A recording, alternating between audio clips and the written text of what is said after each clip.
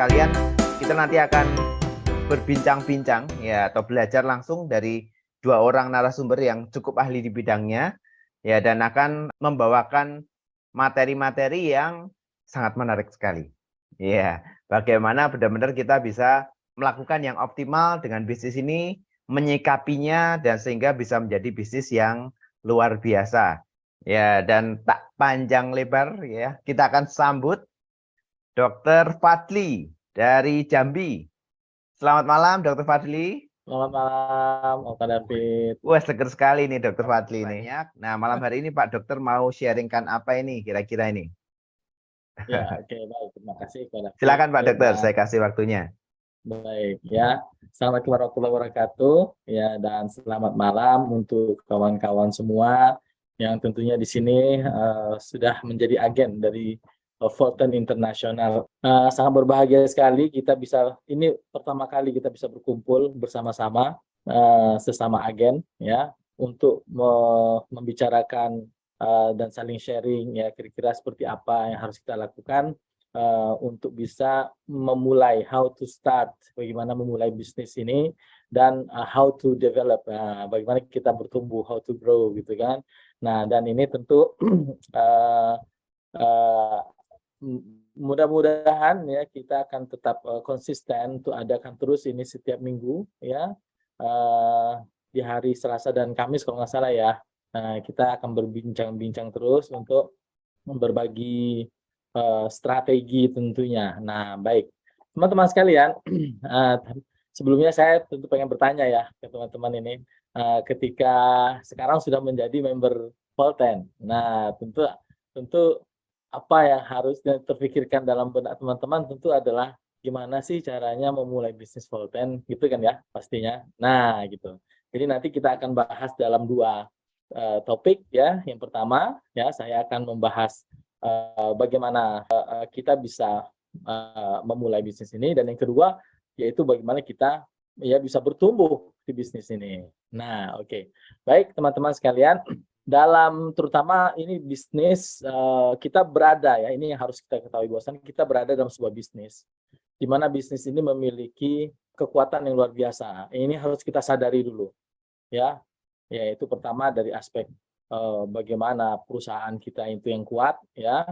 Nah, dan kemudian bagaimana produk kita yang kuat ya, dan selain kuat juga berkualitas. Nah, sehingga yang dihasilkan di sini adalah kita akan bisa dengan lebih mudah tentunya ya untuk bagaimana mengenalkan, mendorong produk-produk kita ini di tengah masyarakat, kan tentu begitu.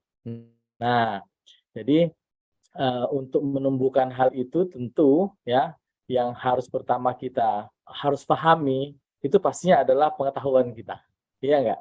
Product knowledge kita dong. Nah, bagaimana kita mau bisa mendorong ini ke tengah masyarakat, tapi kita nggak tahu product knowledge-nya. Nah, ketika kita mengetahui product knowledge, ya baik itu dengan cara kita browsing atau kita bertanya di channel, di grup ya browsing di internet maupun melihat-lihat. Tadi saya sudah share ke teman-teman di kolom chat, itu ada channel Telegram untuk Fulton Indonesia. Nah, di situ akan ada banyak sekali materi. Ya, banyak sekali materi yang teman-teman saya yakin teman-teman akan bisa berimprovisasi ya, dan sebelum berimprovisasi teman-teman akan menjadi referensi. Nah, kadang gini, kita bisa yakin ya untuk mendorong, mengenalkan ini ke masyarakat kalau kita punya cukup referensi, betul kan? Ya enggak. Nah, kalau kita kurang referensi, pasti kita kurang pede, ya enggak? Gitu aja lah. Kalau contoh kalau kita sekolah kalau kita belajar pede kita di sekolah, ya enggak? Ya, kalaupun berdebat kita pede gitu. Tapi kalau kita nggak ada referensi, apa yang terjadi? Ya kita ya seada-adanya aja. Ya begitu dikasih argumentasi sedikit langsung patah gitu kan, nah, langsung mundur gitu. Nah, ini yang harus kita perkuat ya kawan-kawan, referensi yang pertama. Dan yang kedua adalah mengenal produk itu ya, tujuannya juga untuk membangun keyakinan kita. Nah, membangun keyakinan inilah ya yang menjadi pendorong utama dari diri kita. Yakinlah teman-teman ya, saya yakin di sini banyak teman-teman yang sudah memulai bisnis ini dari bisnis yang produk sejenis ya, di perusahaan yang sebelumnya. Tentu saya tidak perlu mengajar bagaimana ikan berenang nih kayak ini, tetapi ini juga pengalaman yang kita rasakan bahwasannya motivasi yang paling utama itu adalah, atau keyakinan kita paling utama itu adalah motivasi ya. Ketika kita yakin dengan produk ini ya, maka kita lebih terdorong untuk bergerak. Ini kan yang jadi masalah pertama nih, bergerak nggak nih? Kan berjualan kan awalnya dari bergerak dulu ya nggak sih? Gerak nggak kita nih? Ya gimana kita mau jual kalau kita nggak gerak kan kayak gitu?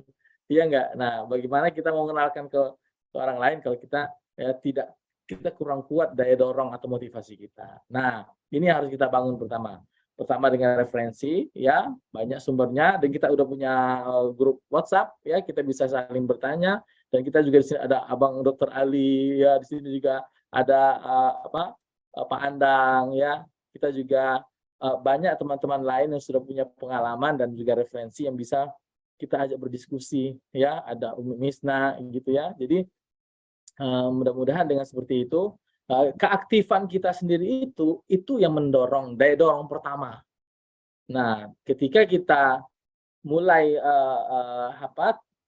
berkurang ya aktivitas kita terhadap bisnis kita ini, ya makin hari maka dia akan, motivasi kita akan makin berkurang. Oke, itu yang pertama ya. Dan yang kedua, tentu yang harus kita lakukan adalah mengenal itu adalah dengan menggunakannya. Ya. Nah, apalagi kita sudah join nih sebagai agen.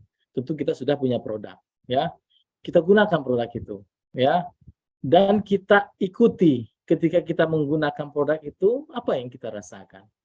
Ya, ketika kita menggunakan produk itu untuk keluarga kita, untuk anak kita, untuk istri kita, untuk orang tua kita.